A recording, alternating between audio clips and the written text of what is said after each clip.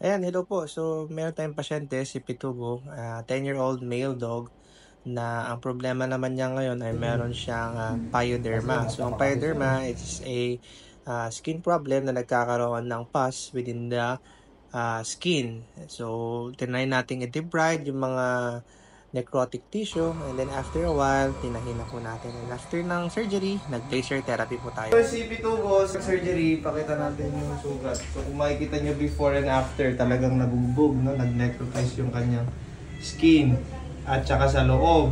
So, ngayon, natahin na natin. Hopefully, magandang recovery niya. Okay, so tara, buhatin natin siya. Akong bahala sa'yo, Pitubo. Anong bigat ko?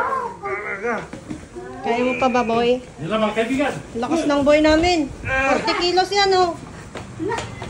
Sa? O, tignan mo, boy. Baka ano ka, boy. Panapahanap ko ah.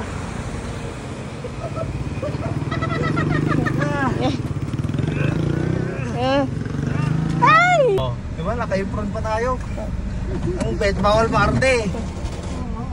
Boy na nga, driver pa. Balik na natin si Pitubo sa kanyang bahay. Hindi, nagpiyok pa ako. Itsuga.